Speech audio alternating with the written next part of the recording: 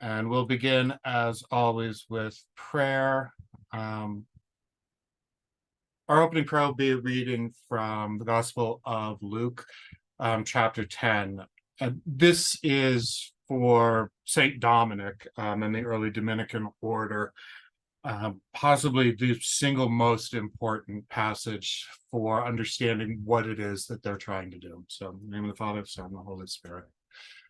After this, the Lord appointed 72 others and sent them 2 by 2 ahead of him to every town and place where he was about to go. He told them, "The harvest is plentiful, but the workers are few. Ask the Lord of the harvest, therefore, to send out workers into his harvest field. Go, I am sending you out like lambs among wolves. Do not take a purse or a bag or sandals, and do not greet anyone on the road. When you enter a house, first say, 'Peace to this house.' If someone who promotes peace is there, your peace will rest on them. If not, it will return to you. Stay there, eating and drinking whatever they give you, for the worker deserves his wages. Do not move around from house to house. When you enter a town and are welcomed, eat what is offered you. Heal the sick who are there and tell them the kingdom of God has come near to you. But when you enter a town and are not welcomed, go into its streets and say, 'Even the dust of your town we wipe from our feet as a warning to you.' Yet be sure of this, the kingdom of God has come near. I tell you, it will be more bearable on that day for Sodom than for that town. Woe to you, Chorazin! Woe to you, Bethesda! For if the miracles that were performed in you had been performed in Tyre and Sidon, they would have repented long ago, sitting in sackcloth and ashes. But it will be more bearable for Tyre and Sidon at the judgment than for you. And you, Capernaum, will be lifted to the heavens. No, you will go down to Hades. Whoever listens to you listens to me. Whoever rejects you rejects me. But whoever rejects me rejects him who sent me."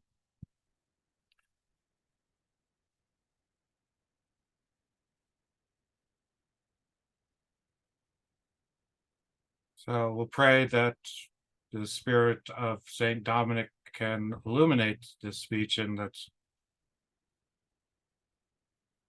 my lecture on him might be worthy of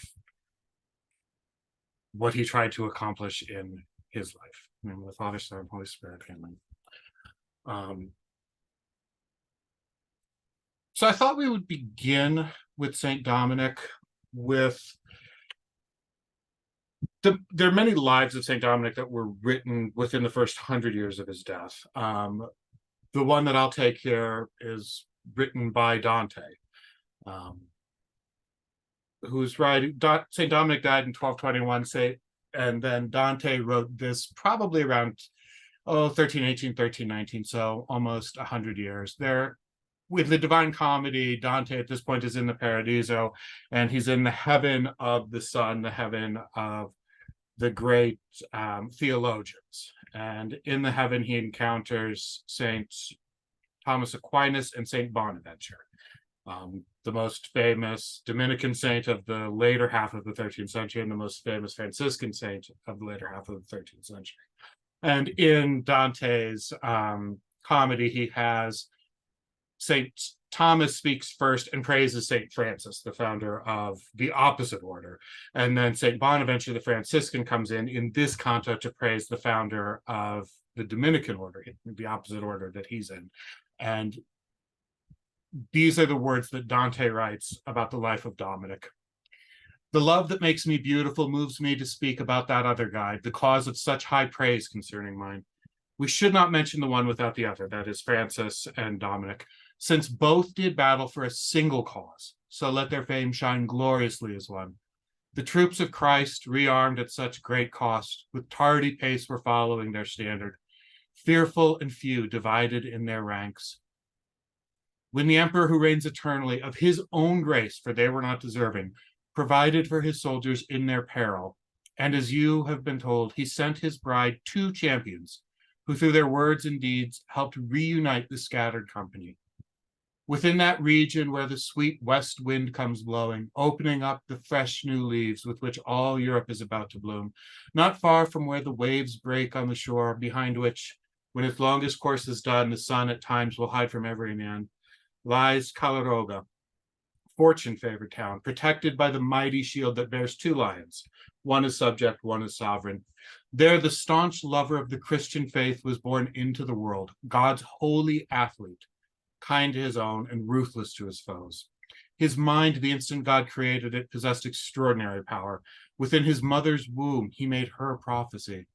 The day that he was wed to Christian faith at the baptismal font, when each of them promised the other mutual salvation, the lady who had answered for him there saw in a dream the marvelous rich fruit that he and all his heirs were to produce. And that he might be known for what he was, a spirit sent from heaven named the child with his possessive, whose alone he was.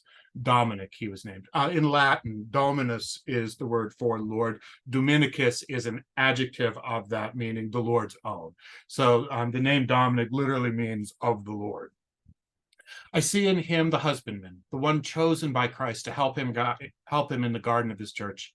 Close servant and true messenger of Christ, he made it manifest that his first love was love for the first counsel given by Christ.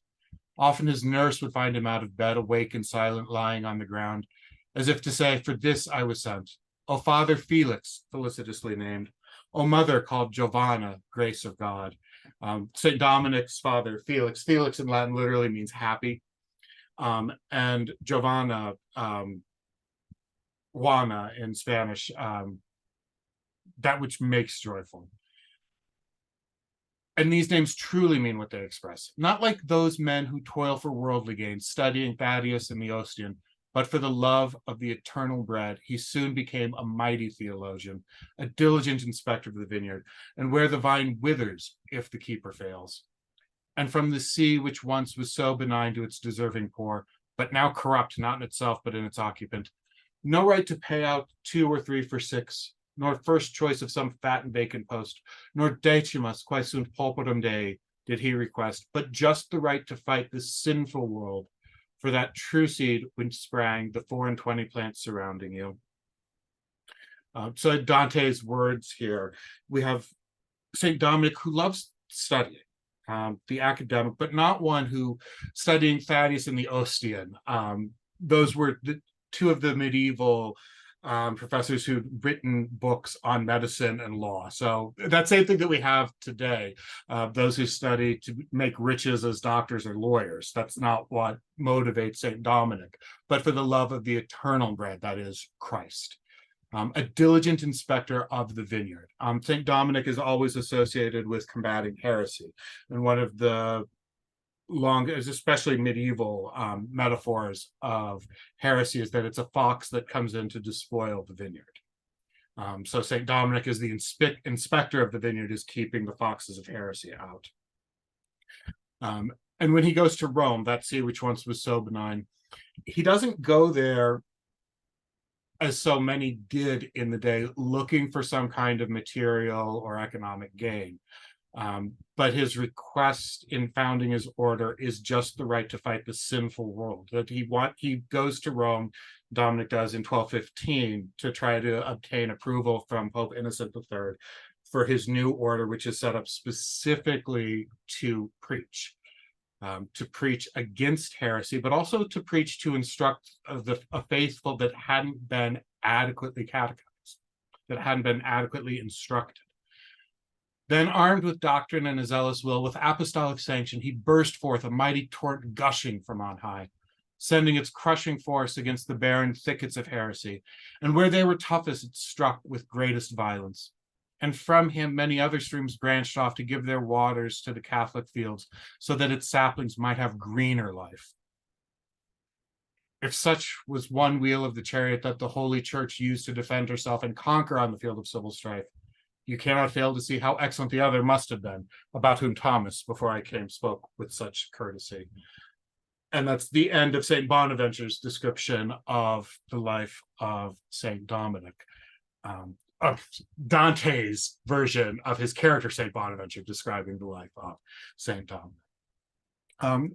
What we get out of this is Dante's presentation of Dominic, which isn't overly sympathetic today. And this is one of the reasons why I wanted to do this talk on St. Dominic. Dominic and Francis are always paired, that, they're the founders of orders that are very similar in one way.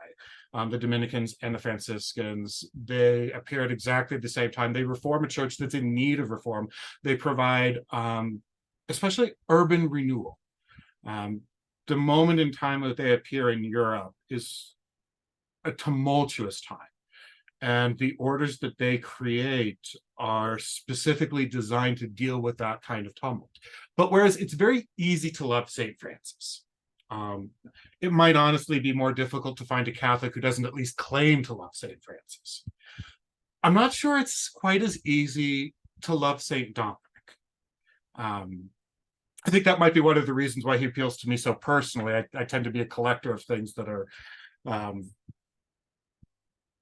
discarded popularly, we might say.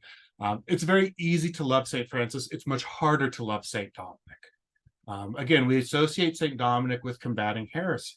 And combating heresy is something that I don't think in this day and age there's a lot of people that will put that up as one of the greatest things that the religious life is for. In a world that speaks so much about tolerance, doesn't actually practice, but speaks about tolerance. The idea of combating heresy seems to be something of something obnoxious in the literal sense, something that brings pain and offense to others. So whereas St. Francis's love of animals is something that in the modern world we can fully embrace, St. Dominic's attempting to show people the error of their ways is something that can make us squeamish. So what I'm looking to do tonight is present the basic biography of St. Dominic, because I don't think it's as well known as that of St. Francis, but also to present the world that Dominic's in, the world of the late 12th, the early 13th century,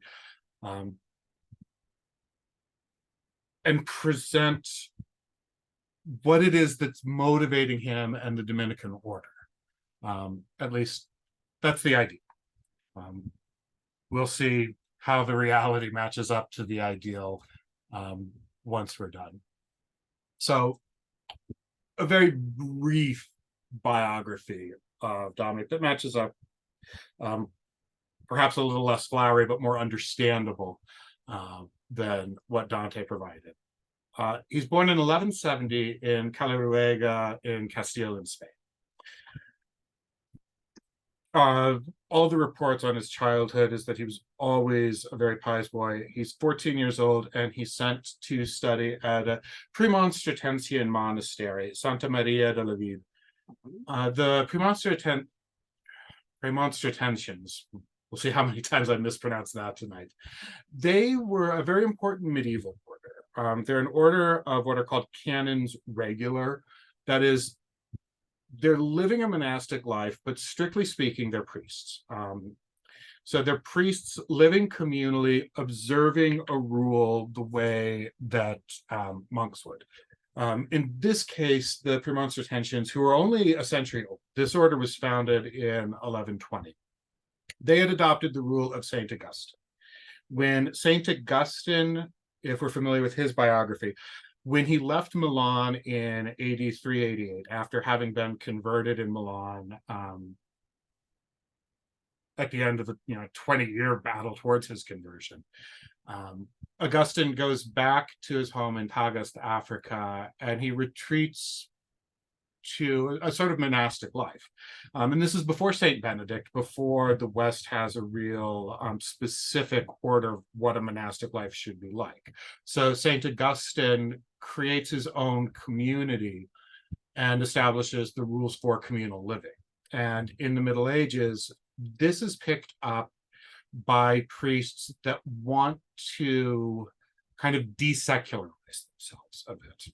And this is important for understanding St. Dominic, because the reality of the ideal of canons regular becomes apparent. By the time we get into the 12th century, there's monasteries, of course, all over Europe. But what the monasteries are known for is sort of walling off the world. the sanctity of the walls of the monastery. Um, I was trying to find where this quote came from. It's something that I remember reading, I think like 30 years ago. The source of it comes out of the Middle Ages, and it described that imagining the voyage back to God as being a sea journey. It's the easiest for monks because the monks get to walk across the bridge, across the the sea of life. They just have a bridge that takes them directly to the other side. It's the easiest journey. That priests have to make their way in a boat, and that married people, they have to swim. And the point of that is, if your life is devoted completely to prayer, it's a lot easier to have a rich prayer life. And this is something I've only understood the last few years as a father. Much easier to have a rich prayer life when you're not faced with the daily realities of children, which isn't to say that, they bring us further away from God, far from it. It just creates a level of distraction that makes seeking worldly distraction, I think, somewhat easier. So in the 11th and 12th century, of course, human experience never changes. There's priests who are feeling the same thing, that their care for souls, the basic ministry that priests have, presents temptations, above all, temptation towards anger. Anger in dealing with the laity. And I would kind of love to get priests' thoughts on that today. I don't know if that's changed at all. And so the idea that different orders of priests had in the 10th and the 11th, the 12th, and the 13th century was to live communally and to try to combine the care of souls that they have as diocesan priests with the structure and the communal life that's provided with living under a monastic rule. So that's what the Premon's attentions are. And St. Dominic is sent to study with them in 1184. They recognize how smart he is right off the bat. And within a couple of years, I'm not sure exactly when, maybe around 1156, 1157, he goes to Palencia to continue the studies. And he studies for 10 years, 6 years doing the basic liberal arts degree that would be required, and then 4 years of theology. In 1194, he completes his studies and he's ordained as a priest. And at that point in time, Osma is the closest bishopric. There's a new bishop, and that bishop is committed to reforming the cathedral clergy. The priests that are in the city of Osma, all cathedrals had fairly large chapters of priests associated with them. This bishop wants to do a reform of this life and get the secular clergy living a better life, so he commits them to a rule. And as he's trying to reform the church, he's looking for vibrant young men, and St. Dominic stands out as one of them. Within 4 years, he becomes the sub-prior of the cathedral. The prior of the cathedral is Diego, who ends up becoming the bishop in 1201. And St. Dominic sort of seems to be Diego's sidekick, from a sidekick in the nicest way possible, but very early on. And in 1203, as the Bishop of Osma, he's given a fairly important diplomatic mission, which might sound kind of petty today. His job is to go to Denmark and secure a bride for the King of Castile, Ferdinand. In the medieval world, this is one of the most important things that there is. If there is such a thing as Europe in the Middle Ages, that is some kind of a coherent whole. It's made a coherent whole by marriage. It's brides that are sent away from home to be part of another dynasty that form the bonds that makes Europe as much of a single entity as it can be. So finding an appropriate princess for Prince Ferdinand to marry is an incredibly important job. So it's entrusted to Diego. Diego takes St. Dominic with him. And on the way back,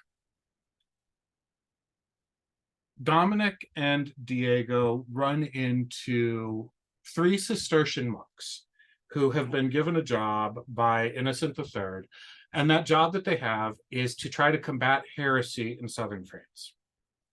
And the three monks, who are papal legates, are complaining to Diego and St. Dominic about how hard their job is, that they haven't had any success. And this is the year 1206 now. They're basically ready to give up. And Diego and Dominic kind of look around, and what they notice is the heretics that they're trying to defeat present themselves much better. They present themselves as holier people. The heretics are presenting themselves living lives of austerity and purity. And when the papal legates show up, they show up with all the grandeur that you would expect Vatican officials to have. They travel with a huge entourage. They travel with the pomp that is supposed to show the grandeur of the church. But the effect that that has on the people is that they see the heretics who are preaching a life of simplicity and austerity and actually practicing that life. And then the people see these legates who have been sent as foreigners coming into their town, telling them how to live. And they're presenting themselves in basically a life of luxury. And Dominic and Diego look at this and they come up with this, they suggest to the Cistercians, maybe we should restrict the usual pomp and grandeur that we're used to, and maybe we should adopt a life of simplicity. The Cistercians don't really like this idea, but they're willing to try it out because they're willing to try out anything at this point. And this is the moment, this is basically the defining moment in St. Dominic's life. Combating heresy by understanding what it was that made heresy seem not just reasonable, but attractive to the people. And showing that the church could provide what people thought they could only find in the heretics. And so the rest of his life consists of finding a way to combat heresy by showing the church in the purity that he knew it existed in, and finding a way to have that manner of purity approved by Rome, and have it, and figuring out how to make this more than just himself, but to train an entire movement that could live beyond it. And that's basically what the next 15 years of his life are spent, until he dies in 1221. And when he dies, the order doesn't die with him. It takes off. And the vision that he has that comes out of this meeting in 1206 is completely successful. So I think I'm going to pause right now. If there's any questions, I'm happy to answer any.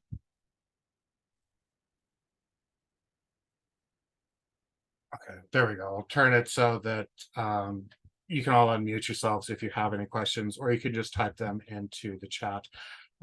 But we'll pause here for a few minutes, and then after this, I'm going to go into basically exactly what these heresies were, where they came from, and why these heresies were attractive to Europeans of the 12th and 13th century.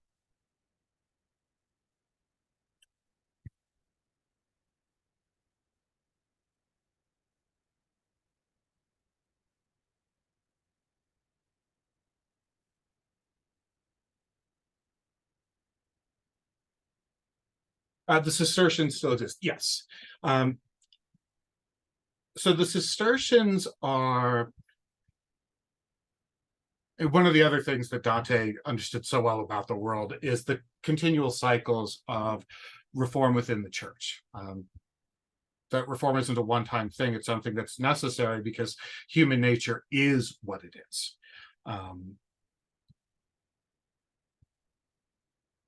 The cycle, so Benedict comes around and creates the monastic life that's recognized in the West, basically after about 200 years of the church being accepted. When the church was accepted and legalized by Constantine in 313, it had this horrible effect of bringing in the less committed and bringing in opportunists. When the church was still persecuted, nobody was joining the church because to help out their professional life, because it couldn't. It could get you martyred. But after Constantine legalized Christianity, and this was something that Augustine had to fight against for a very long time, there were a lot of people that joined in as opportunists, and a lot of people thought that Augustine was one of those. So Benedict creates an order then that restores some of the purity and austerity to the church. But of course, as the centuries roll by, the purity of Saint Benedict's vision becomes entangled with wealth and luxury. So in 911, a reform monastery is set up in France at Cluny. And it's immensely successful because it provides an outlet for those who wanted a more rigorous lifestyle than what was around them. But of course, Cluny, as the centuries go by, ends up becoming rich and powerful as well. By the 11th century, Cluny is seen by religious reformers as itself being so wealthy that it's become the problem. And so the Cistercians are founded by a reformer in, I believe, 1098 in Citeaux.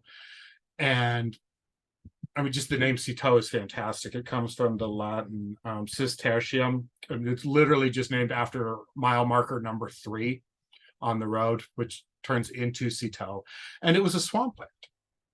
And the Cistercians wanted to get back to the purity of St. Benedict's rule. So they got out of the nice, easy places. They reclaimed land, or they claimed for the first time land that was just not useful previously. And the greatest of the Cistercians then is St. Bernard,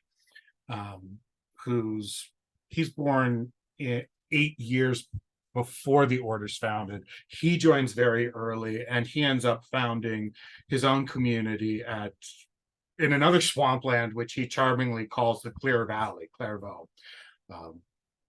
St. Bernard's wonderful vision, and has to be some sense of humor in that. And the Cistercians maintained their original purity for a while, until they become so popular that what's so attractive about this rigorous lifestyle that they have results in them developing wealth and power as well. And when Dominic and Francis come into the world,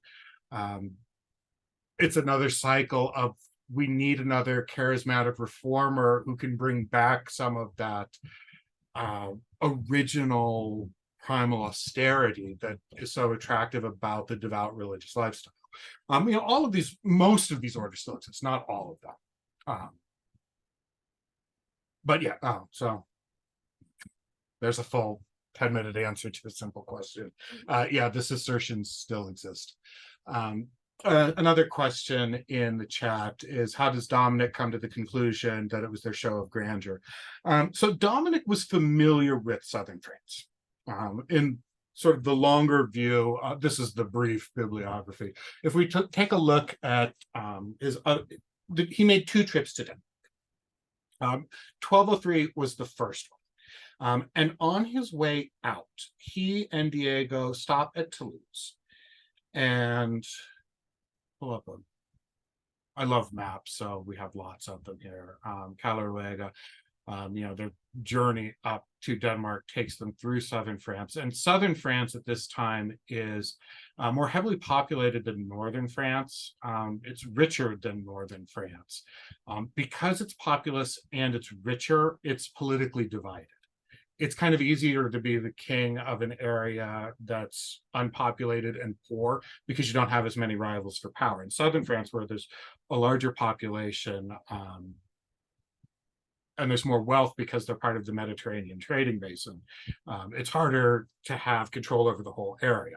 So about the time of St. Dominic, you have all of these incredibly powerful counts, and they're all fighting with each other. So St. Dominic and Bishop Diego stop in Toulouse for the night. And this is 1203 on the trip out to Denmark the very first time. St. Dominic, speaking with his host, discovers that his host is actually a heretic. His host is one of these Cathar heretics that St. Dominic spends his life talking to. And St. Dominic asks him why. And he has a conversation with his host all night long. And he ends up converting the host and bringing the host back into the Catholic Church. And the details of that meeting are hard to come by. One of the other things that makes the Dominicans harder to love than the Franciscans is that from the 13th century, the Franciscans are filled with, they have all of this great spiritual literature. The Dominican spirituality in the 13th century isn't a spirituality that comes out of literature. The literature that the Dominicans write is, and everything about the Dominicans in the 13th century is so pragmatic. They have a goal, and their goal is to be useful to the people. They want to preach. Everything in their entire order is set up around preaching, making sure they have enough study. The purpose in studying is so that when they preach, they can preach well, so that if they debate heretics, they can debate them well. It's a love of learning for a purpose. Everything here is for a purpose. So anyway, so St. Dominic is talking to his host. He discovers that the host is Cathar, and they speak all night. It's hard to know exactly what we said because, of course, a story like this isn't one that the 13th century Dominicans write down, because all they're writing down is stuff that will help them be better preachers later on. But this story is one over the course of the conversation that they would have had that night. One of the questions that St. Dominic had to have had is, why do you think you can only find true holiness in this Catholic Church? Why can't you find it in the Catholic Church? And the answer to that has to do a lot with what the Catholic Church in the cities was like in the 12th and the 13th centuries.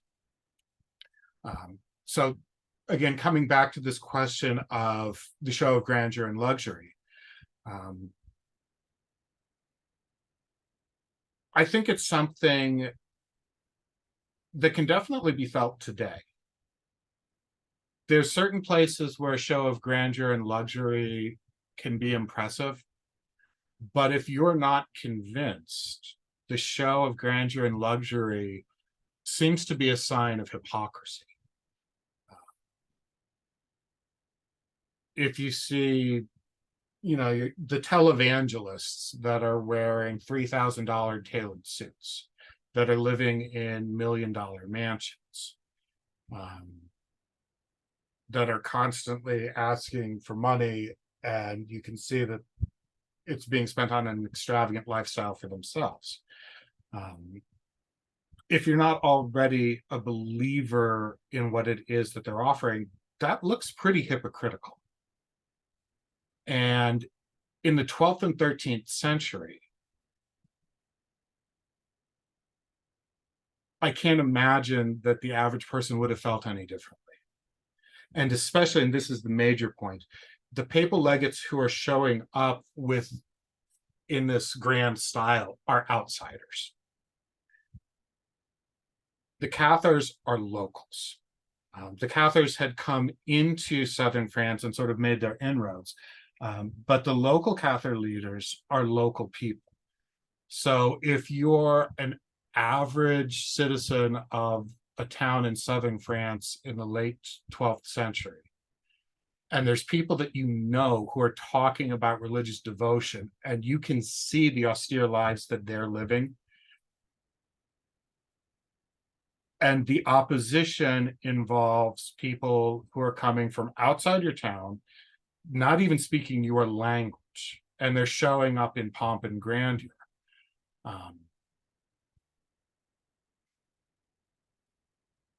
It makes their message harder to accept as being authentic. And I think that's still true today.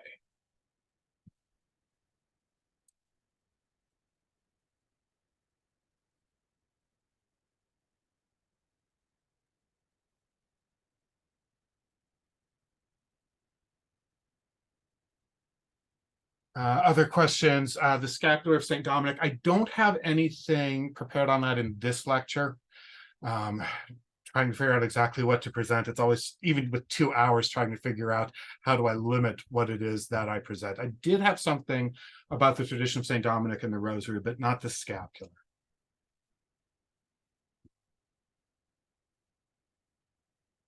Okay, and I think I'll use this last question to jump into part 2, the beliefs of the Cathars and heresy.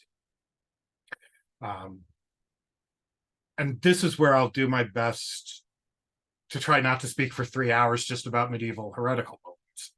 But I ended up studying this quite a bit when I was in grad school. So the 12th century in Europe is one of those watershed moments in European history. If we think about in grand scales, the secular history of Europe with the fall of the Roman Empire in the 5th century, Europe basically turns into a collection of tribal chiefdoms. The Roman Empire had been losing its grip, especially in the West, for about 200 years. By the time Constantine becomes emperor in 313, he doesn't even want to stay in the West. He sets up his new capital in Constantinople, and he spends the rest of his life in the Greek East. When the Roman Empire finally disintegrates in the West, and it lives on in the East for another 1,000 years, but in the West it finally disintegrates, and it's replaced by basically kingdoms that are set up by Germanic warlords. And the Germanic warlords had been in the Roman Empire for a couple hundred years. Almost all of them had served in the Roman army as paid auxiliaries. Because in the West, the Roman Empire couldn't recruit enough soldiers for its army, it would regularly hire Germanic armies. Come and serve in our army, and we'll give you land within the empire. When the empire falls, Europe is divided. I mean, feudalism at its most basic means that all power is local. We can think of this wonderful hierarchy of kings, counts, dukes, all the way down to the bottom. But what it really means is that all politics is determined by whoever is on the spot with the largest force. If you're a knight, you have a castle, and you have weapons, it's your rules that apply. If you're a king that's 200 miles away and you can't force that knight to do what you want, you can be called a king, but you don't have any real authority. This is what Europe looks like from about 500 until about the 11th century. And at the close of the 11th century, a couple of things start happening. There's a huge population boom. There's technology. The technological innovations of the Middle Ages are so underappreciated. Medieval Europe, especially the Europe that's encouraged by the Benedictine order to appreciate labor, labora et ora, work and pray. They appreciate technological advance because it makes lives easier. In the Roman Empire, they didn't. The Roman Empire had slaves doing the work. The last thing you want to do is make a slave's job easier, because the assumption is that'll give them time to plot rebellion. So medieval Europe that is fragmented politically and has enemies all around it. You have Vikings invading from the late 8th century onward.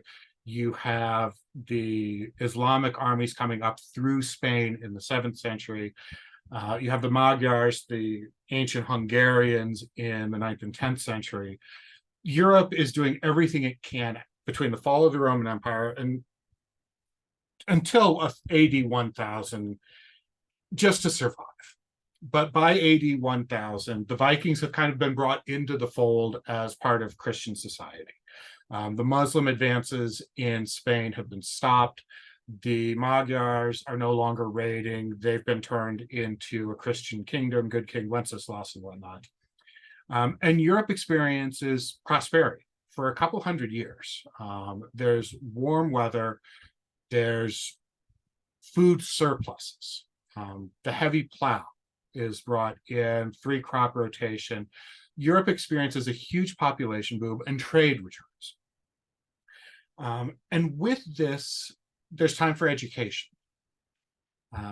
This is the time in which the universities arise. All of the education before AD 1000 was specifically just tied to monasteries. Then education starts becoming more important within cathedral chapters. There's some leaders, especially the counts of Normandy, who had been Vikings. One of the kings of France in the 9th century had a fantastic solution to Viking raids. Rather than trying to stop the Vikings, he simply bought them off, and he gave a group of Vikings the land of Normandy in exchange for them making sure no other Vikings would come up the Seine River and sack Paris ever again. And those Vikings, the Normans, end up setting up this incredibly well-organized state, and they recognized the importance of literacy in this. And so they brought in the bishops to help with governance. And it's from this moment on that education really becomes important, that you go from having a Europe that's dominated by warlords, because that's what almost all the kings in European history from 500 to 1000, they're basically illiterate warrior chieftains. Kings that are actually ruling by law. That's something that starts to come out after about AD 1000. And something else that starts to come out after AD 1000 with this peace and prosperity is new religious fervor.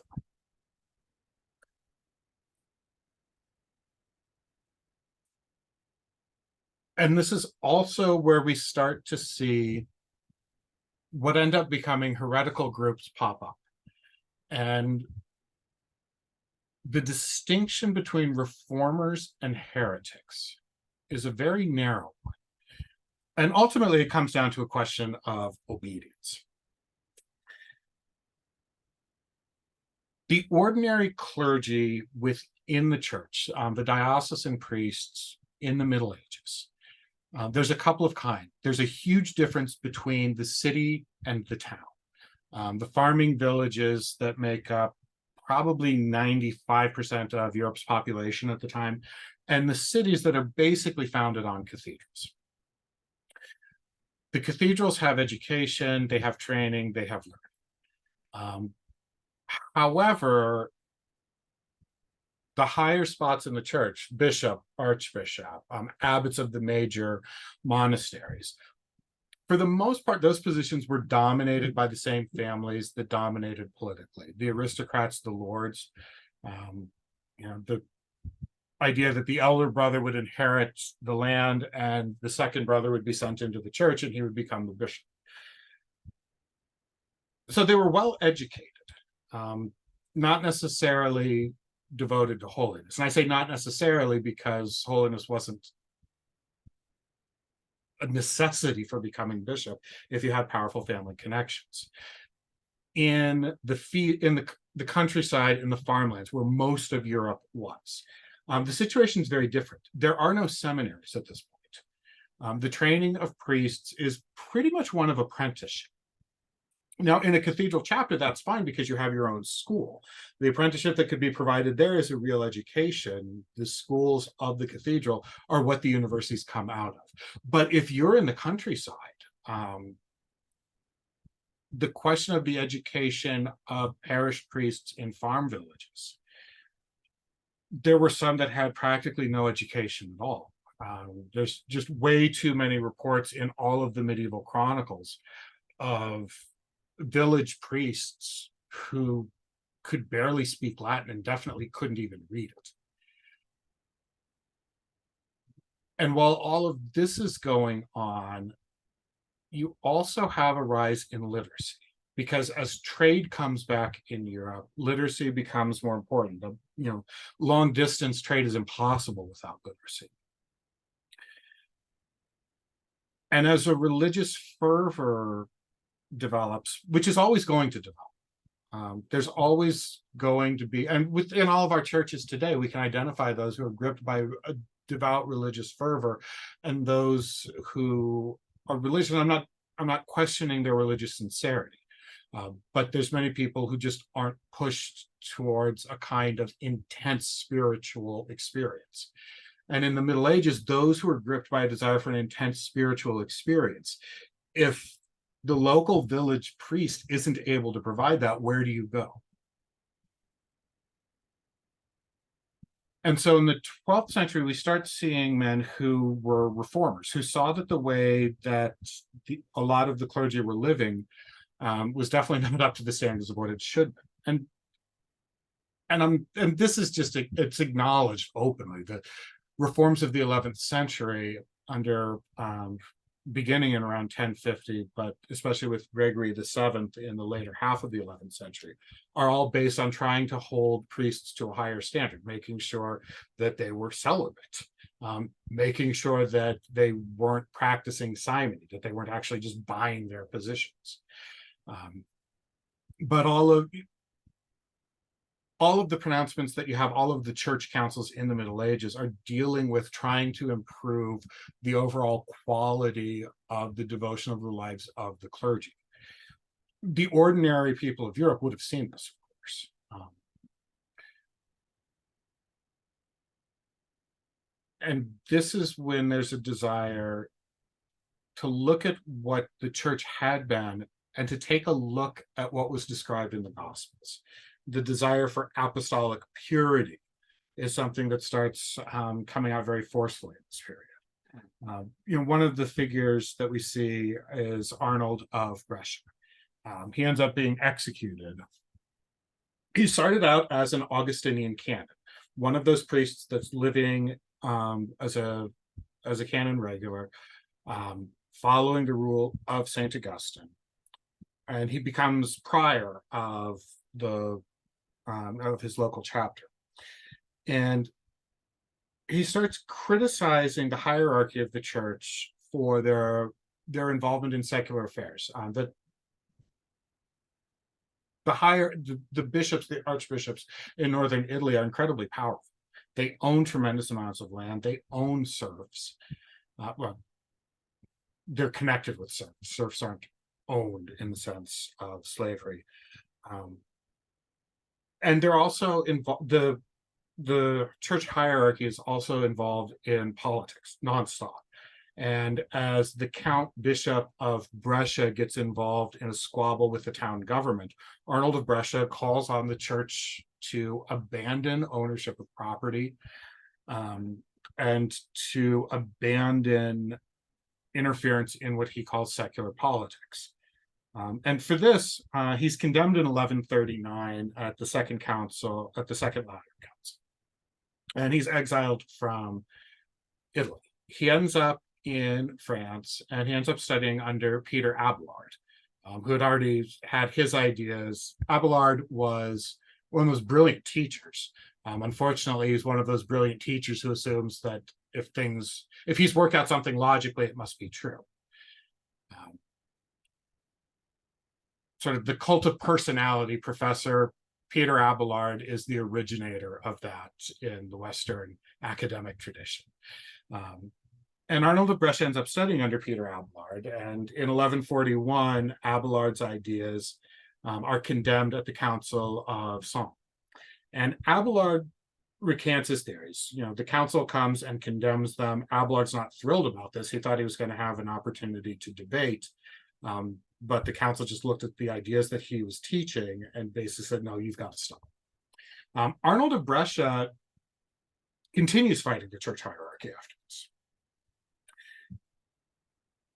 And after some back and forth, in 1145, he's finally ready to be reconciled. He had to get papal dispensation to be brought back into the church. And in 1145, he's making a trip to Rome to get that dispensation from Pope Eugenius III.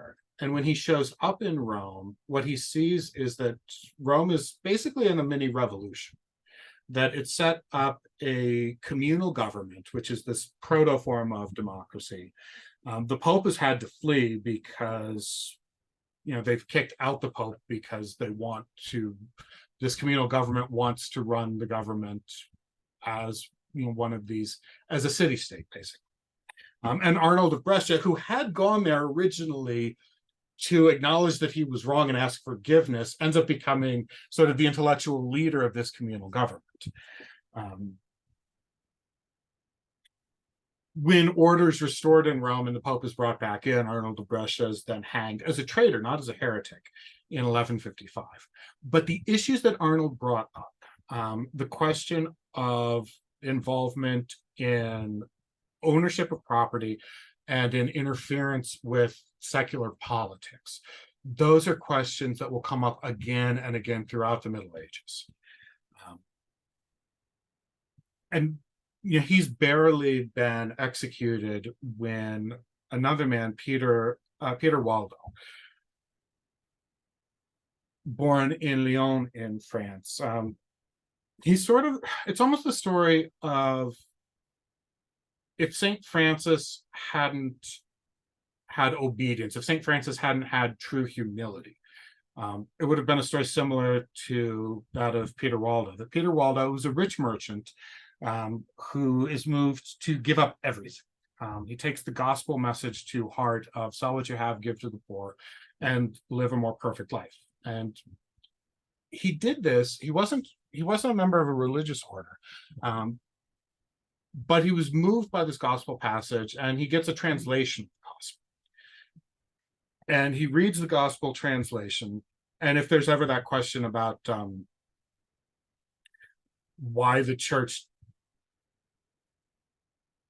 mostly forbade translations of the Bible in the Middle Ages, it's because literally every group that had a translation used that as a spur to start their own heretical movement.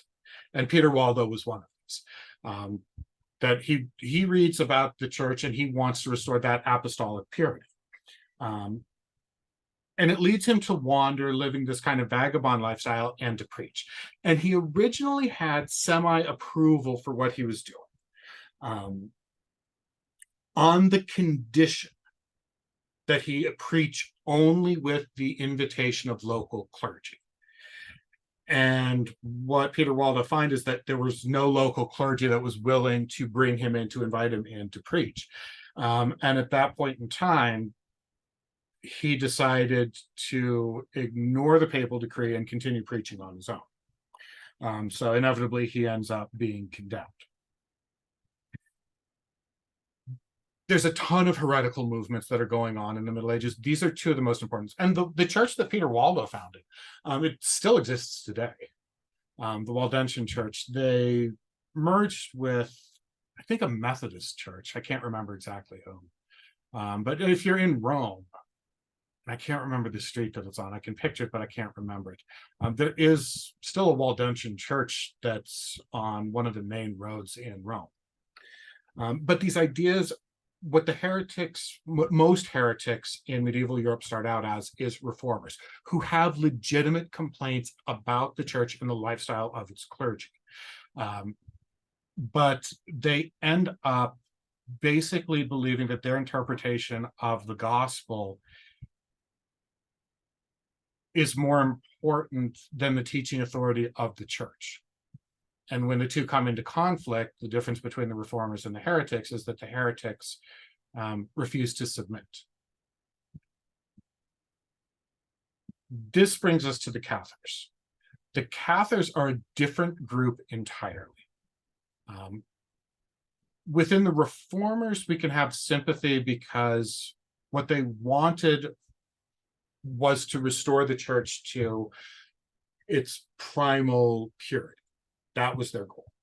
They had almost all of these reformers, Arnold of Brescia and Peter Waldo, definitely saw themselves as Catholics, and they saw their role was bringing the Catholic Church back to its true identity. That's how they saw themselves. The Cathars are completely different. The Cathars are dualist heretics. Those of you who've read Augustine's Confessions, where Augustine talks about the Manichees, The Manichees are dualists that believe in basically a good God and a bad God. There's the good God that is the God of spirit, and there's this bad God, this demiurge, sometimes the devil himself, that's the creator of everything that's material. Everything material in the world is bad. Only the spirit can be good. The Cathars seem to have had the same belief that the Manichees had. Dualism, it's an attractive belief system because it gives you a neat, simple explanation for the existence of evil in the world, and one that makes avoiding that evil fairly simple.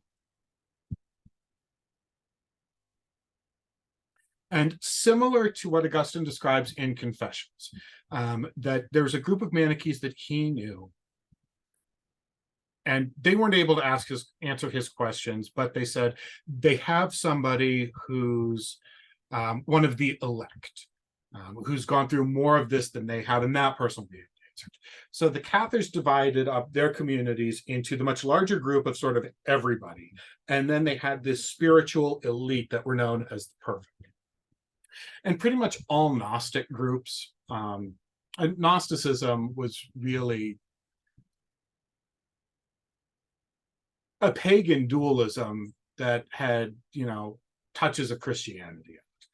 Almost all Gnostic Manichae groups have this exact same formulation, where most of the people are ordinary people, and then there's a small group of those who are the elect or the perfect or the cleansed or whatever they want to call themselves. Those are the ones that have to live the full rigorous life called on by dualism, which means basically a rejection of everything material. So they can't be involved in food preparation because that involves killing living things. So other people have to provide food for them. Sex is forbidden to them because they see sexual intercourse as inherently immoral, because since the material world is bad, any action that would create new life itself is a bad action, because now you're entrapping another soul into a corporeal form.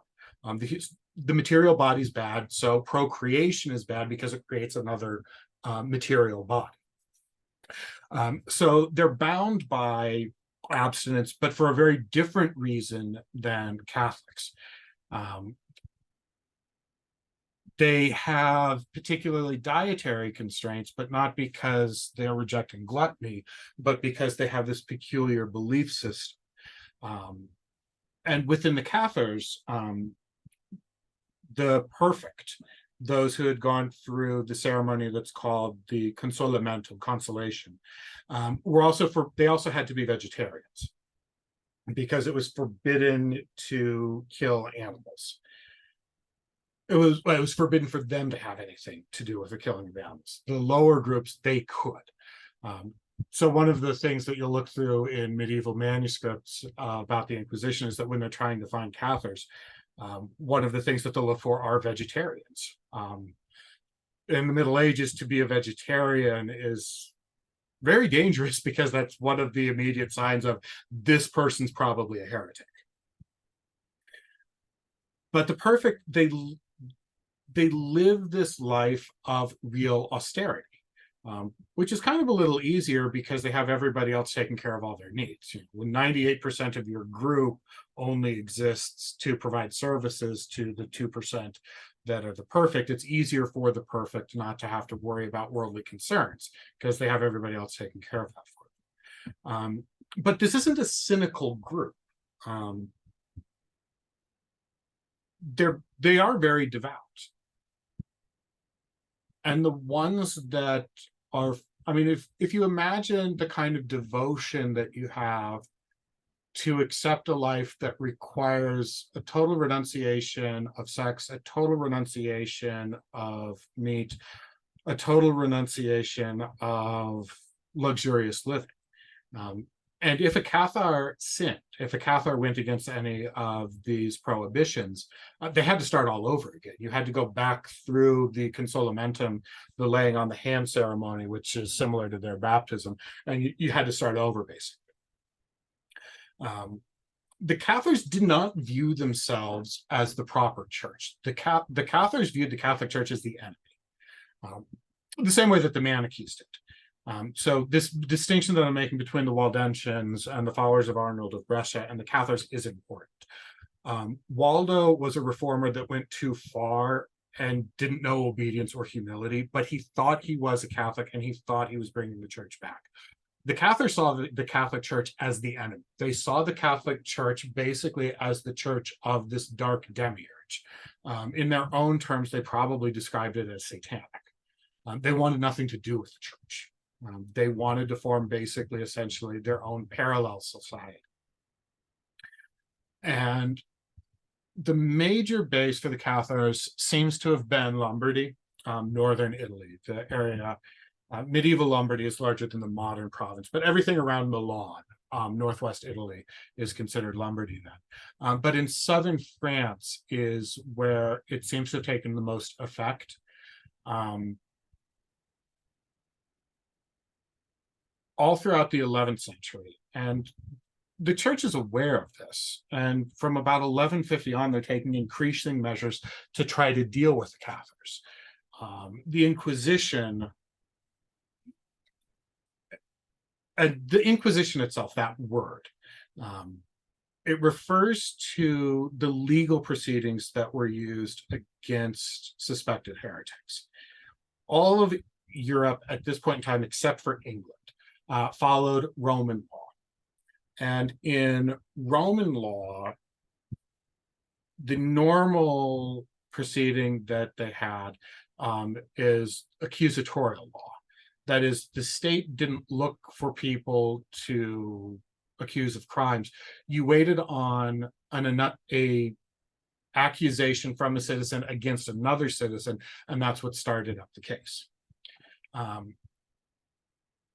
And accusatory law had a phenomenal safeguard against false accusations, because if you accused somebody of a crime and if that person was declared not guilty, it was incumbent upon the person who made the accusation to prove somehow that they made it in good faith, that it wasn't a frivolous lawsuit.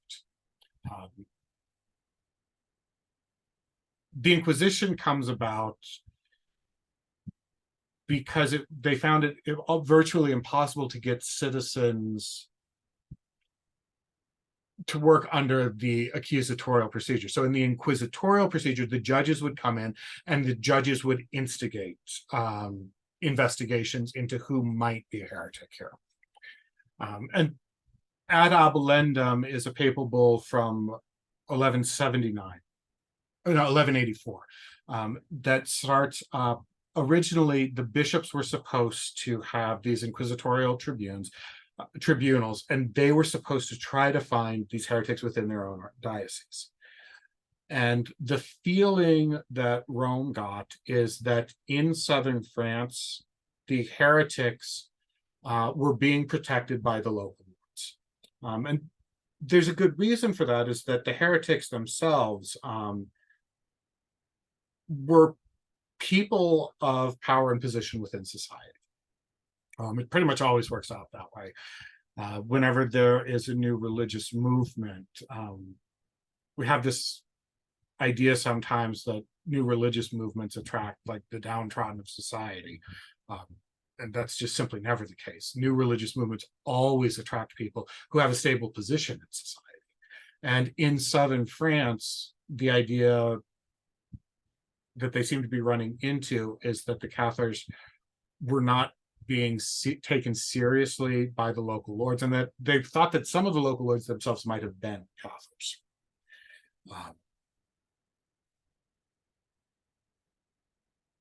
So under Pope Innocent III, who ends up becoming a huge figure in all of this, he's Pope from 1198 to 1215. He was a brilliant man. One of the major figures of the Middle Ages. He becomes Pope at a very early age. I think he was 37 when he was elected. Very intelligent, but also very pragmatic. And what he's able to recognize is there was a huge impulse for reform within the church. There was a huge desire to live a more rigorous life. And the church hadn't done a good job of encouraging it. that in a lot of cases the church had hit the brakes on a reform impulse, and the being rejected by this didn't cause heresy, but it made heresy more likely. If none of the new impulses toward a more intense devotional experience could be experienced within the church, people would find it on the outside of the church. And so it's Innocent III that gives initial approval to both the Franciscans and the Dominicans. But I think once again, we'll stop for a few moments. And if there's any questions about that explanation of medieval heresy and where it comes from, hopefully going all the way back to the fall of Rome wasn't too far in explaining that.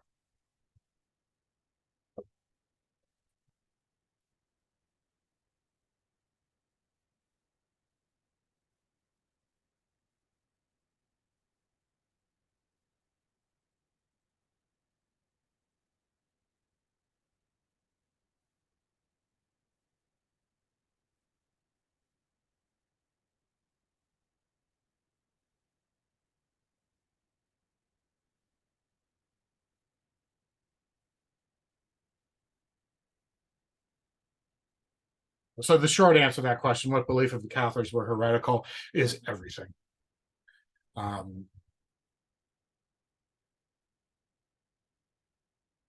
Depending on how you want to define heresy, the Catholics weren't even heretics, because heretics are usually seen as people who believe they have the proper understanding of what the true church is. The Catholics completely rejected the church entirely.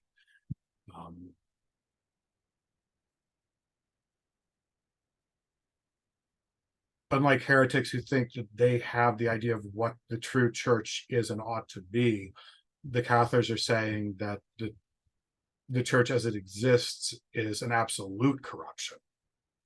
Their belief on Christ is that his physical body was not real, that he was an angelic form that appeared, but that everything that has to do with anything material about him is a lie that was created. So, of course, that utterly destroys the Eucharist.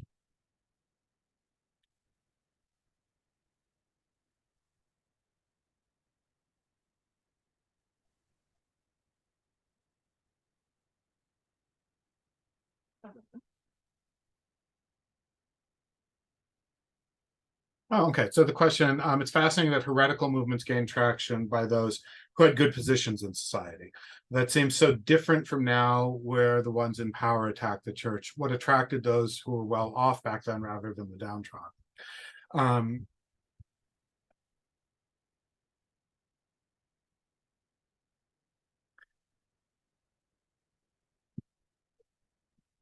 So when we're looking at people who are seeking out more intense devotion, especially when it comes to questions of poverty, almost by definition, that group is going to come from groups of people who are well off. If you are a peasant farmer living with a threat of starvation hanging over you on a day-to-day basis, there's nothing attractive about a life of poverty, because it's a life that's been forced upon you. Which isn't to say that they couldn't be devout. But of course, I mean, even if they are, in certain places, are those people serfs? If they're serfs, they're not free to join a religious community, because they're already bound by an oath of obedience to a lord. And to join pretty much any religious community, one of the very first questions is, are you free to make this commitment? If you're married, you can't join because you've made a commitment. If you're a serf, most of these communities you can't join because you have a contractual obligation to another lord. And it's kind of hard to understand in the modern world, where everybody likes to imagine themselves as being completely independent. In the Middle Ages, it was acknowledged that everybody served somebody else. The question wasn't, are you free and independent? The question is, who do you serve? but you're not free to reject one lord for another. You have to have the approval to be dismissed from one master before you can join the other. So the downtrodden end up being excluded from this simply because they're not free to make that decision. They're not free to abandon one life to pick up another. And one of the things that we'll notice about, and I'll be doing a similar talk about St. Francis in October, and that'll talk a lot more about the economics of this time. This is the time period that basically sees what we would recognize as capitalism.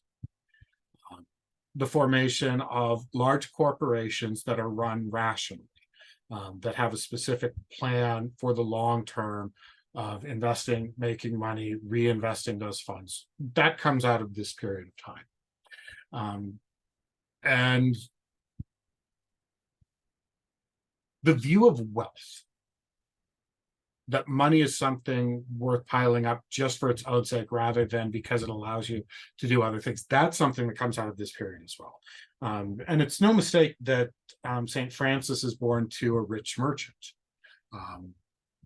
If you're downtrodden, you can't see the problems of materialism because it's just a reality that you don't come close to.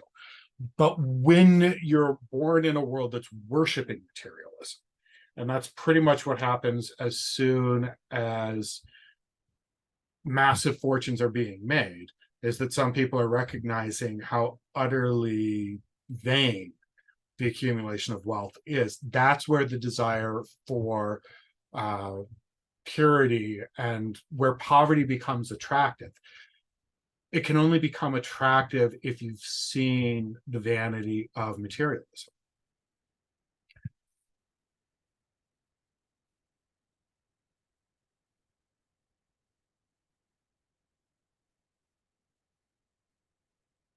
And another question about the Cathars and the Manichees. Yeah, the worldview that the Cathars had is extremely similar to that of the Manichees. We don't know exactly where the Cathars came from. It's assumed that they came out of the East, that there's an association with what's called the Bogomil heretical sect from Serbia.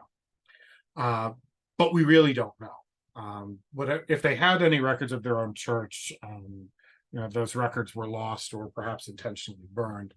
So one of the theories is that Manichaeism basically always survived, that this dualistic outlook is so appealing that it never really died away. It just comes up again later in a slightly different form. But we really don't know. What we do know is that as the inquisitors were looking at cases, as they're looking at the beliefs of the Cathars, they saw in the Cathars the exact same belief system of the Manichees. Now, the question that you run into there is, did they see them as the same because they viewed all heresies as basically being the same rejections, and therefore heresies don't really change throughout the age? Or did they sort of critically evaluate it and see that these were almost the same? We just don't know. When it comes to the Cathars, exactly what their belief system was is really hard to establish because the only records that we have are basically those of the inquisitors themselves. We don't really have much of the Cathars in their own words.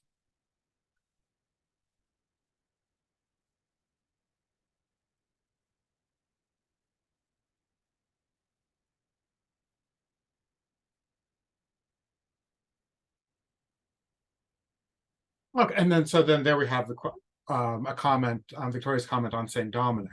Love people and love God more than anything. Absolutely. I'm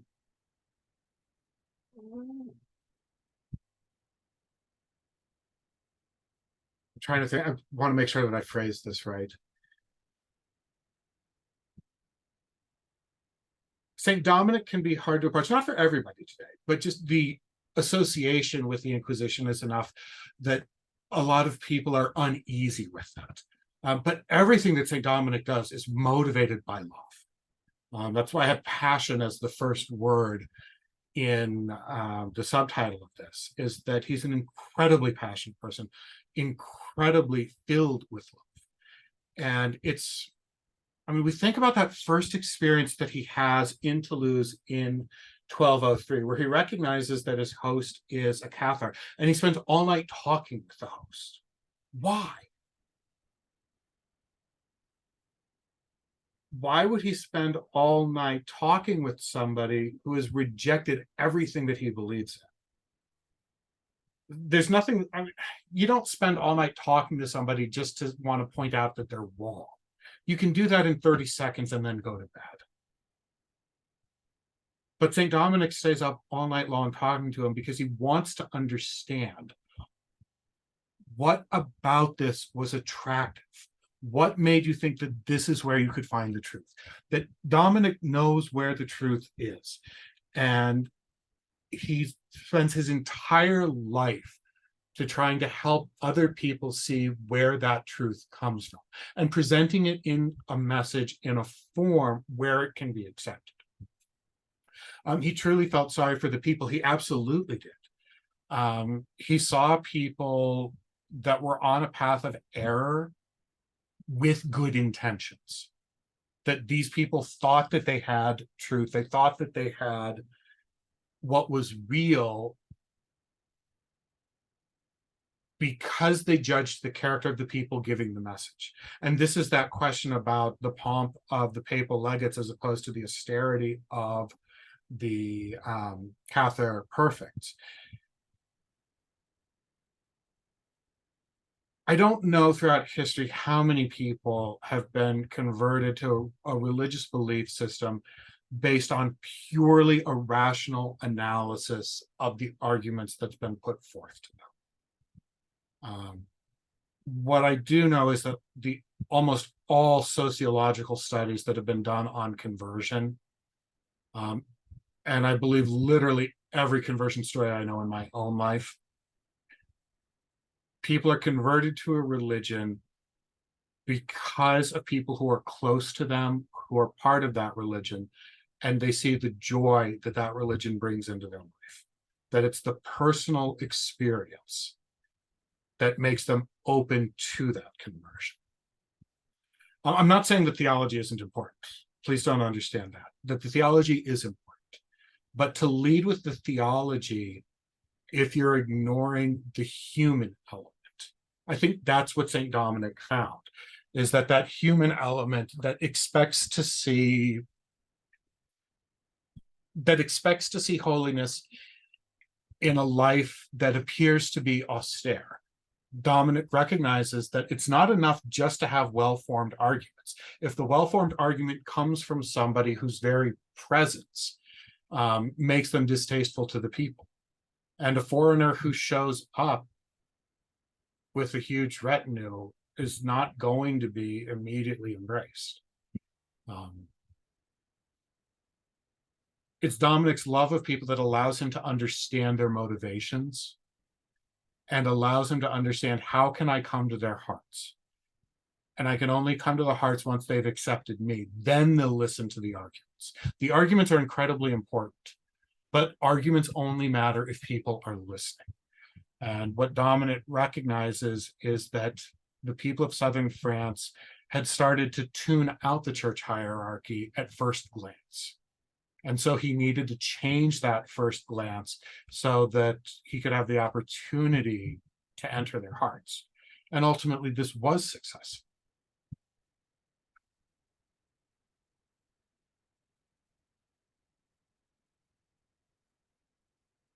Unless it's Kim Kardashian. Elisa's comment in, I'm sorry, what is that in reference to? Oh, that shows up in a small town. Well, of course, Kim Kardashian doesn't show up in a small town encouraging people to live lives that they can be happier by living lives of greater devotion. If that were the case, I don't think that Kim Kardashian could probably be, the good face for any religion that's seeking converts. Hoping I understood the comment in the manner it was intended. Okay, with that, we'll move on then, and getting deeper into the story of Dominic. So when he comes, this is still early on. The first trip that he has to Denmark is where he stops at Toulouse. He meets the host, who is a Cathar. He spends the entire night speaking with him and converting him. They go back to Spain. There's a second trip that they take. And while they're in Denmark, he's still with Bishop Diego at this point. The Archbishop of Lund was preparing a mission to try to convert the pagans of the Baltic Sea. The Baltic states, Latvia and Estonia especially, were some of the very last parts of Europe to be converted. And when Bishop Diego hears that there's going to be this fantastic mission to go convert pagans, he immediately wants to resign his see, stop being a bishop, and go out and be a missionary. The Pope refuses this and tells Diego, it's time for you to go back to Osma now. And Dominic and Diego go back, kind of heavy-hearted, and they stop at Citeaux. And Citeaux, at this point in time, the home monastery of the Cistercian order.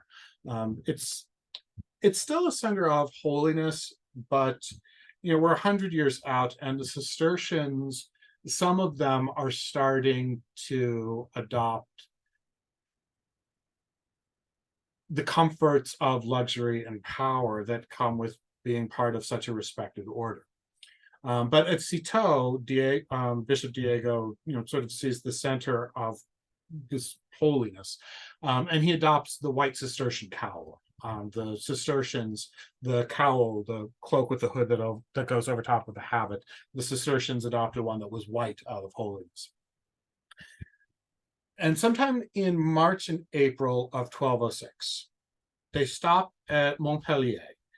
And this is where Diego and Dominic meet the 3 Cistercian monks who had been sent by the Pope to try to combat the Cathars. And this is where these monks, who are papal legates, that is, they have full papal authority while they're there.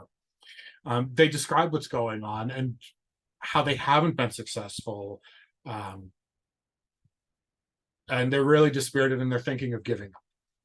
Now, of course, we only have sort of the Dominican version of this story, so whether these monks were so dispirited that they were thinking about giving up or not, we don't know. That might have been something that was added much later by a Dominican that wanted to sort of heighten the story. It's almost impossible not to do that when you're writing these stories long after the fact. But this is where Diego and Dominic give the Cistercians this idea that maybe you should present yourself a little more simply. Maybe you should practice some of this austerity. And to the papal legates, they reject this idea because the idea that they have is that they're representing the church. They should represent the church well. The idea they have is that, on the one hand, we can't be completely dismissive of grandeur and ceremony. As human beings, we also like grandeur and ceremony. Everybody who watched any of the British royal weddings, or the funeral for Queen Elizabeth, or the coronation for Charles III, there's something about pomp, circumstance, and grandeur that we do appreciate. And so when Diego suggests that you get rid of all of that, the 3 legates aren't sure. They kind of see this as, we're trying to show the grandeur of the church in all of its splendor. Why would we want to reject that? So they basically say that we're willing to try this idea, but we're not going to have it be presented as our idea. They don't want word to get back to Rome, basically, that they were showing up shabby. And so Diego offers to, lead this attempt, and he's the one who's willing to take criticism if anybody in Rome says, "Why are you appearing as beggars?" Because appearing as a beggar, it hasn't been made popular yet. Beggars are viewed with extreme disdain at this point, and they stay. And basically, Diego sends the rest of his entourage, because as Bishop of Osma, he had a pretty big entourage as he was traveling to Denmark. He sends the rest of them back to Spain. Dominic stays with him. He sends all of his baggage along as well. So now he's going to be living simply, in a simple habit with that white cowl that he got from Citeaux. And he's going to be practicing the life of austerity that he thinks is necessary. He's going to be the sort of the lead point for showing that the Catholic Church has this austerity as well. But he dies in 1207. So Dominic remains. One of the legates dies as well, and he's replaced. And for the first couple of years, things are going very well. There's the story at Pamiers in 1207, where they were debating, not with Cathars, but with Waldensians. And after the debate, which everyone agreed had been won by Dominic, a local knight had said, "We never thought that Catholics could have such good arguments."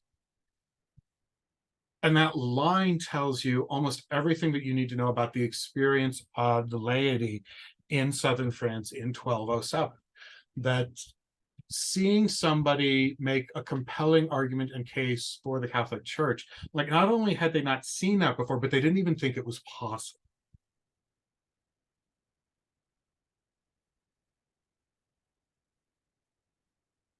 The next year, however, this is when things end up taking a turn. One of the papal legates, Pierre de Castelnau, Peter of Newcastle, is assassinated. Pope Innocent III blames Count Raymond VI of Toulouse. And Pierre de Castelnau had gotten involved. There was a political argument between Count Raymond and one of the other lords of southern France, because they're constantly fighting over questions of authority, questions of where exactly the borders are, and Pierre gets involved in this. And Innocent III blames Count Raymond for being involved in his assassination. And assassination of these legates is not unusual. The Cathars viewed this as an existential threat. And the number, especially men named Peter, for whatever reason. There's a Peter martyr in Italy, another one in Spain.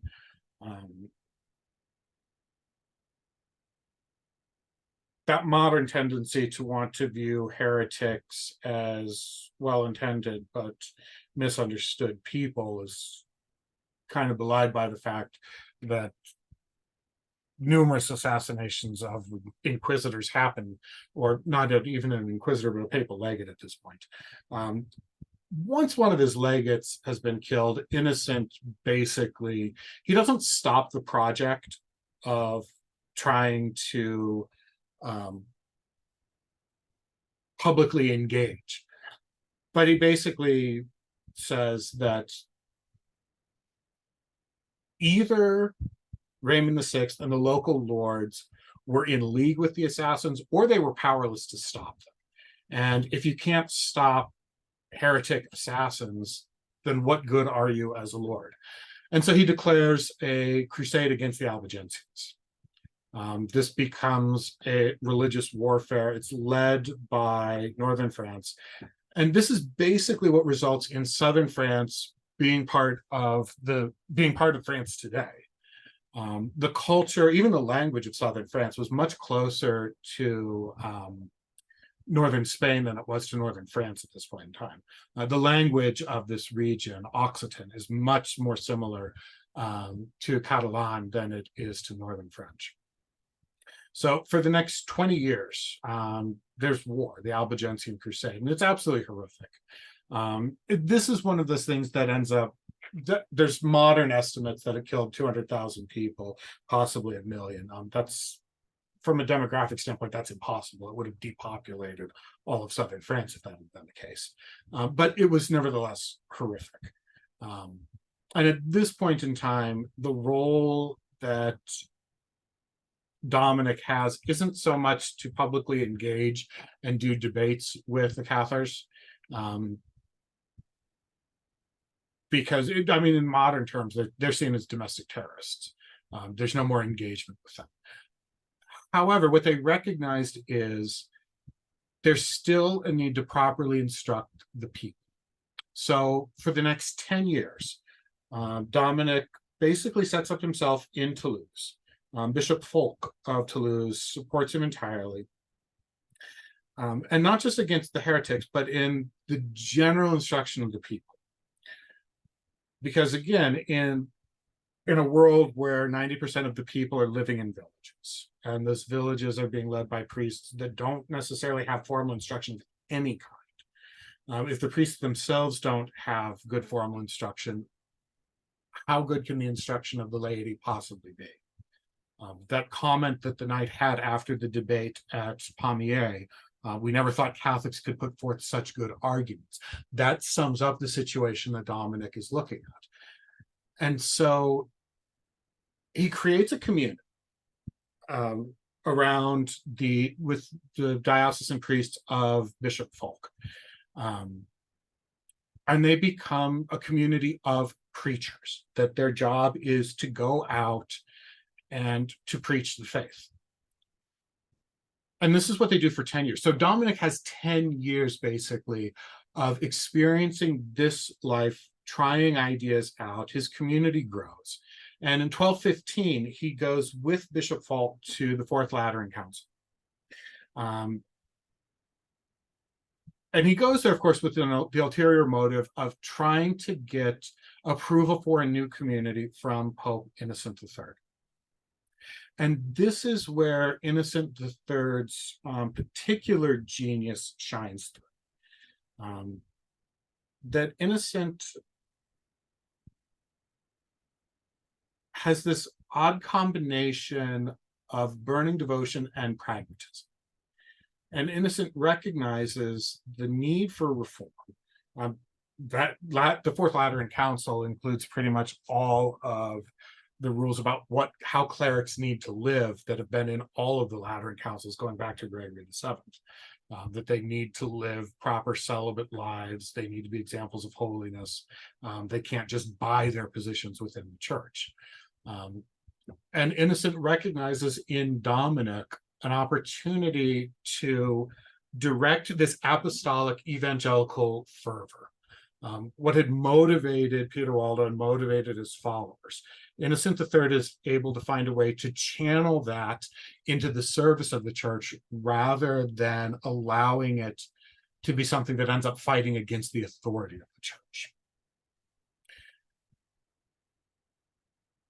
Although the idea that Dominic had, the idea of the orders of preachers, the order of preachers, it doesn't mean anything to us today because we're so used to it. But in the Middle Ages, it brought up a question that preaching was seen as the job of the bishop. And that, other priests and clerics within the diocese, they were auxiliary preachers at best. So there was the comment towards Dominic about his idea of having an order of preachers. What on earth do you mean having an order that would be composed only of bishops? What he's doing here is revolutionary in a sense, taking the idea of the teaching authority of preaching and having that be the focus of all of the individual members of this order. Innocent III he tells him to go back to Toulouse. Not because he has doubts about the order, but because according to reason canon law that had just been passed, any new community had to have a specific rule that they were living under. It wasn't enough just to form a new monastic community and say, we'll work things out. The experience of dealing with heretics for the previous 200 years had shown them that religious devotion and religious fervor needed to be set within a structure, or it very quickly turned into heresy. So Innocent III tells him, go back to Toulouse, have your people agree on a specific rule that they will live under, and then come back. And so Dominic goes back to Toulouse, and his group officially unanimously accepts the rule of St. Augustine. So he comes back to Rome to get that approved. But by the time he comes back, Innocent III has died, and there's a new Pope, Honorius III. Honorius approves the new order. Dominic asks for something else. If he's going to have preachers, in order to be a good preacher, in order to counter the arguments of the heretics, because whatever you want to say about heretics, they know their Bible. All medieval heretics, outside of the Cathars who just reject the church entirely, but the Waldensians, those who see themselves as sort of the pure Catholic Church, all of them know their Bible incredibly well.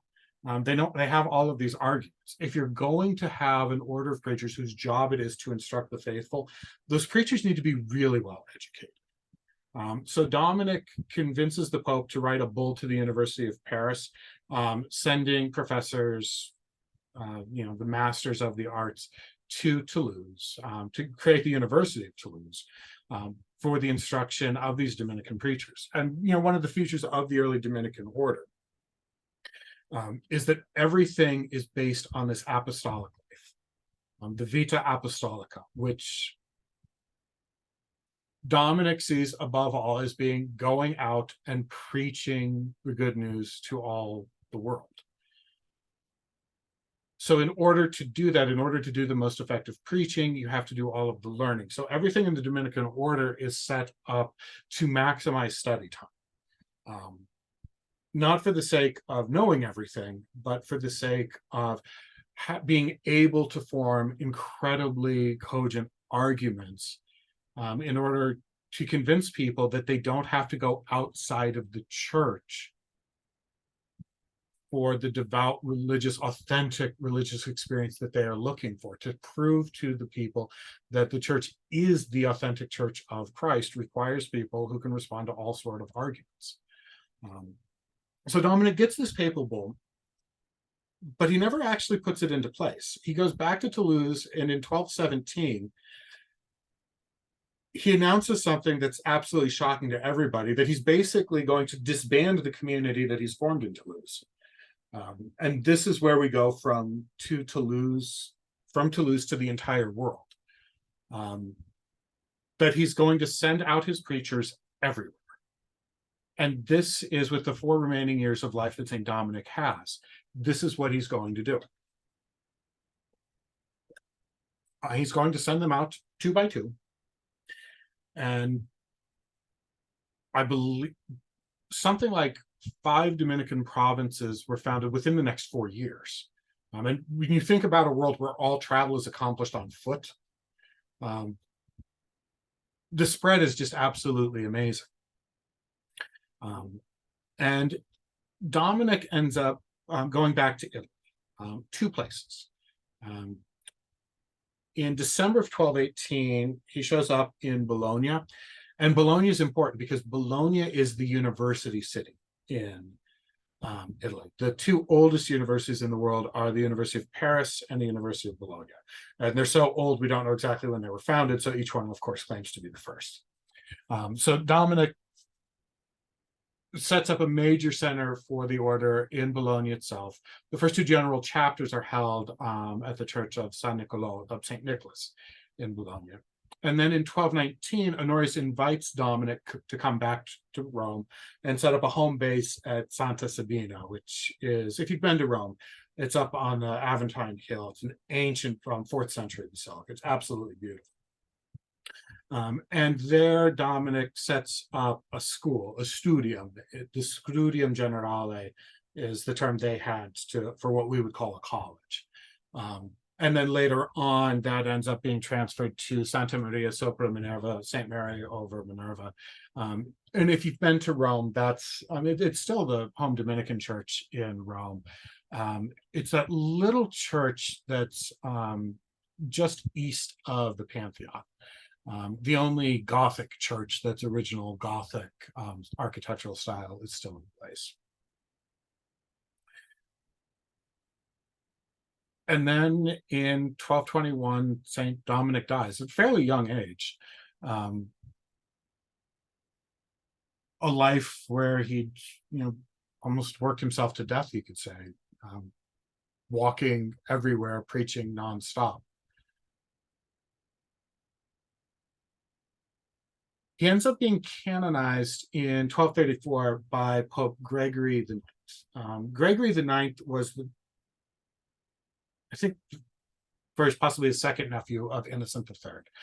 They were from the De Segni family, one of the major aristocratic families in Rome. And when Dominic had been in Rome with Honorius III, he had been hosted by Hugo de Segni, who then becomes Gregory the Ninth. And in 1233, they moved Dominic's body from the simple tomb that he'd had before into a larger setting in Bologna. And something that was universally agreed on by all of the witnesses who testified towards it a year later at his canonization hearing is that when they pulled the body out of the tomb, they were preparing for the smell of, 10 years of rotting stench. But they were overwhelmed by a beautiful smell of rose.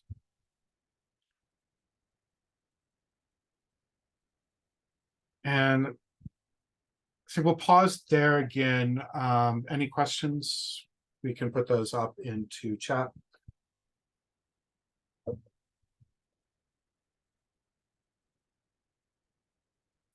Oh, yeah.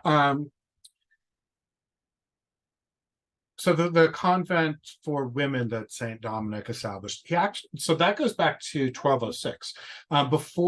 It's before he ends up establishing the chapter in Toulouse.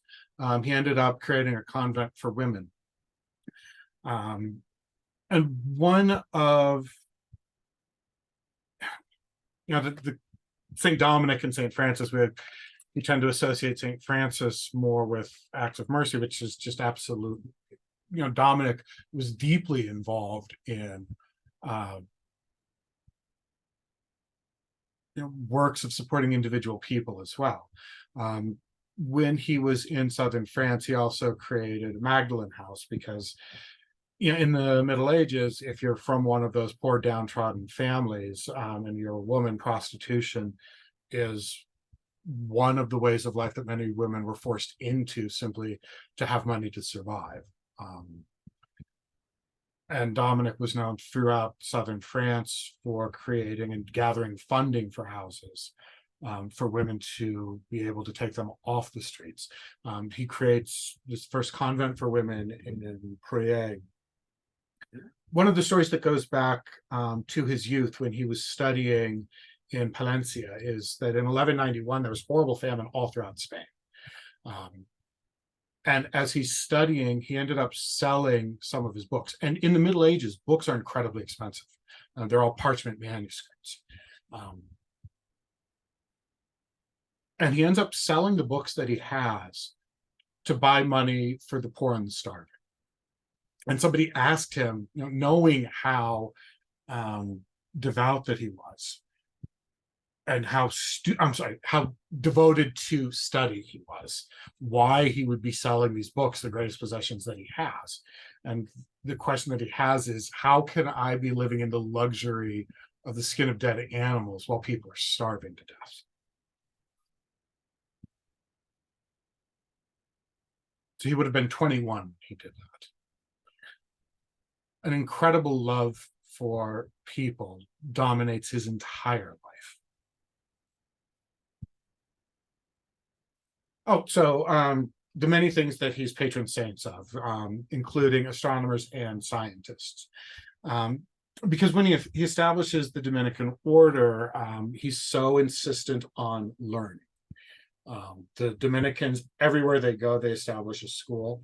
So he's seen as, and rightly so, as an incredible in a weird way, patron of the sciences. Something that's very misunderstood about medieval education is this assumption that it was just a bunch of people reading theology. Theology was incredibly limited. The Middle Ages took theology very seriously. So you could not take theology classes until you had completed the equivalent today of a master's of the arts degree. The basic education that would have been conducted at the Studium Generale would have been almost entirely devoted to what we would consider to be natural sciences today. The basic course load would have been Aristotle. And Aristotle's works on the heavens, on the soul, on meteorology, on physics, on cosmology. So the work of the Middle Ages basically created STEM education. It's the Renaissance that made liberal arts part of official education. In the Middle Ages, the liberal arts you learned to read and write by reading poetry, but any love for literature was something that you did privately. Everything that officially was done in a university classroom was interested in what they considered natural philosophy, which is what we would call the natural sciences. So by insisting on the importance of education, he probably did more to spread the study of what we would consider sciences than almost anybody. And astronomy, of course, is it's seen as the greatest of the sciences. Trying to figure out the motion of the heavens is one of the great mathematical problems, but it's also seen as one of the greatest ways of understanding God, that you see the contraption that is the universe and all of its motions, and understanding how those motions work allows you to understand the order with which God built the universe.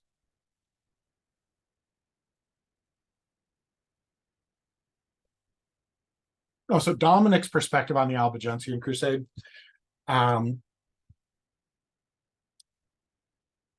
To my knowledge, we know nothing about. We have practically nothing that's St. Dominic's writings, because again, the Dominican spirituality is a spirituality that is lived, not written about. The early Dominican, there's some great writers that come out later, but for St. Dominic himself, what he wrote was pragmatic. It was to help other Dominicans be more effective in what they were doing. His work, his expression of faith was preaching. So about Dominic himself, in his own words, we have practically nothing. He was not involved in the Inquisition itself, because the Inquisition doesn't show up in southern France until 1229. The Inquisition doesn't go to France until the Albigensian Crusade is over. Dominic's been dead 8 years by then. The association of the Dominicans with the Inquisition is due to the fact that after the Albigensian Crusade ends in 1229, Pope Gregory IX, there's still a need for an Inquisition because there's still Catholic heretics all throughout northern Italy. And there's Waldensians in Italy, in France, all over the place. The Inquisition that existed in the 12th century was run by the bishops, and it wasn't particularly effective. So the idea of what would be the people that you need to do an effective Inquisition, you should have specialists who are trained in this, rather than trying to teach each bishop how to train a couple inquisitors in their diocese.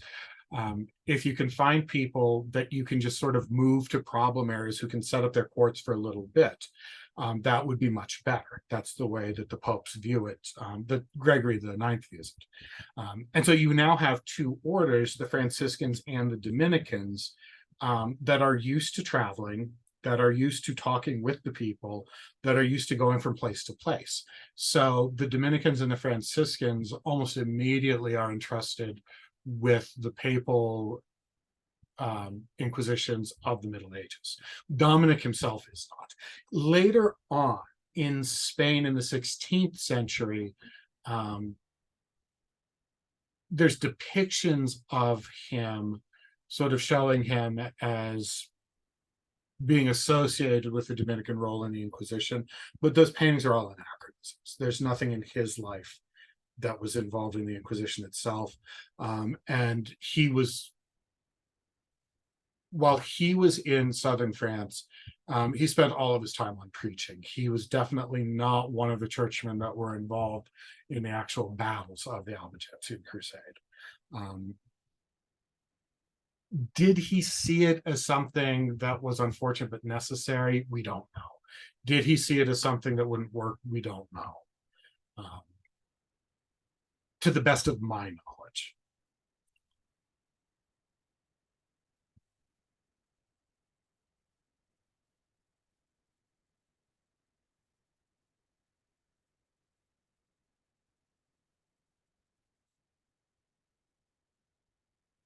Finally, then, I think what we'll end on is St. Dominic and the Rosary. In some of the stories that came out much later, the Rosary is an invention of St. Dominic's. The Rosary was something that sort of slowly developed over the course of time.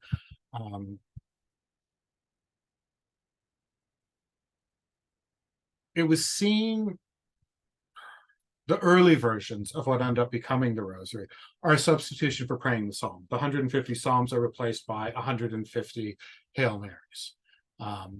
And beads so that you can keep track of all of the prayers. Those come out early on as well. A story that appears later on, and I don't know if the Dominican order today accepts this as a legend or as truth, was that St. Dominic in 1206 had a vision of the Virgin Mary and that she presented him with the Rosary. And that's where you have Our Lady of the Rosary. And the image that I'm using as a background here, trying to figure out how to move out of the way, is the Blessed Virgin presenting St. Dominic with the Rosary. So it's not an invention of his, it's something that had been in development. If we have that a modern American sense of an invention being something that a single genius creates in a moment with nothing else before. That idea of an invention doesn't exist anywhere, really. But what's absolutely true is that the Dominicans are devoted, have a particular devotion to Mary from the get-go. St. Dominic does. And that the Dominican order is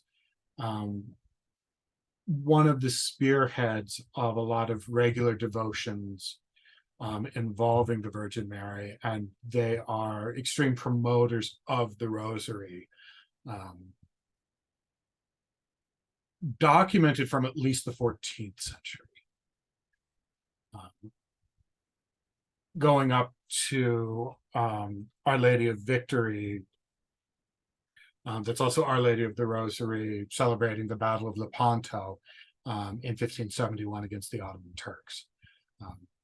So Dominic doesn't invent the Rosary in the spot, but he's most definitely associated with devotions to the Virgin Mary. And of course, he's not the only one in the Middle Ages. This particular time, the 12th century, is incredibly important for changes in particular religious devotions, both to the Eucharist and eventually the Blessed Sacrament. And the Dominicans are some of the first ones to embrace the Feast of Corpus Christi. The Dominicans were present in Liège, where Juliana had her visions and the instruction to found the Feast of Corpus Christi. The Dominican order was the first order to officially embrace Corpus Christi. And then they were the order that was most solidly behind it in the early 14th century, when it truly became a universal feast. It was made a feast in 1264, and St. Thomas wrote the liturgy for it. But it wasn't until 18. That promulgation from 1264 was really pushed on the entire church, and the Dominican order has a lot to do with that. So adoration of the Blessed Sacrament, particular adorations to the Virgin Mary, those definitely pushed by the Dominican order in its first early days. What made me so interested in Saint Dominic?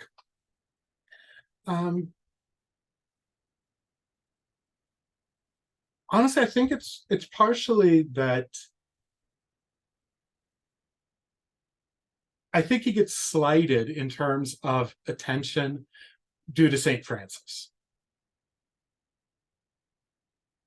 That I think almost any Catholic that you would talk to would know more about Saint Francis than about Saint Dominic. And I think there's a sense among a lot of Catholics that there's something kind of cold about Saint Dominic. That, and I'm not saying this is true, of course. I'm saying this is just sort of the general feeling that there's, Saint Francis burns with love of everything, but Saint Dominic is somehow overly intellectual and cold. I don't know to the extent that that's true, but that's a feeling that I've gotten in conversations about Saint Dominic over the years. And he's absolutely motivated by this same intense, passionate love of Christ, an intense, passionate love to follow the words of going out and preaching the Gospels to all nations that he devotes his entire life to, a life where he probably literally works himself to death. One of the things that's repeated, and I'll include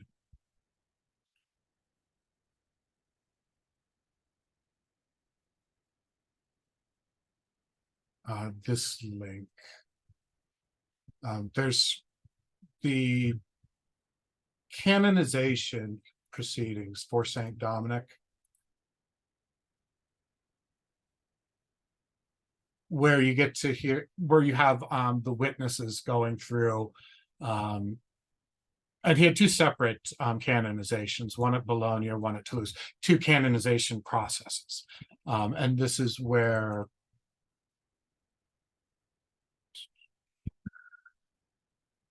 you have everyone who knew him in life in 1234 are then giving their accounts of his life. So these are the earliest documents that we have about Saint Dominic. And one of the things about saints is that the further we are away from them, the further a writer is away from them, the more sort of the rough edges get smoothed over, if that makes sense. But the beauty of Saint Dominic is this strange fervor, I think. And Saint Francis as well. I think he gets smoothed over more than Saint Dominic because he's loved so much. We end up wanting to sort of modify him into something that's easier for us to love. But with Saint Dominic, there's this strangeness that's still there that you can approach sort of for the first time, because the ideas that we have about Saint Dominic aren't as well formed as those ideas about Saint Francis.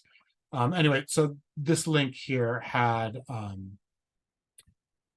the 9 witnesses who were able to speak of his life and gave their accounts. So the testimony of Bonaventure of Verona, and William of Montferrat. And the stories that come out here are how tireless he was, how much time he spent talking. Whenever he was with somebody new walking, he talked to the entire time. Preaching literally is his life. And he's almost sleepless. That those who spend time on the road with him, staying with him, or are with him whenever he's in any church for a period of time, they often find him awake far, far into the night, praying, tears streaming down his face, a kind of passion that is just utterly remarkable. So any of you who are interested, if there's anything to read of Saint Dominic that I would encourage, it's the testimony of the brothers who knew him in life and what they can say, and all of them who were there at the present of the opening of his tomb in 1233, talk about the experience of being prepared to deal with the sense of decay, and so being overwhelmed by this the sweet odor of sanctity. And with that, I think we'll end the lecture. If there's any questions, I'm more than happy to answer those. Two works that I could recommend beyond this if anyone's interested in reading more. Thank Dominic, The Grace of the Word, which is a spiritual biography, and Early Dominicans, which is in the Classics of Western Spirituality. Those would be my reading recommendations for anyone who's interested.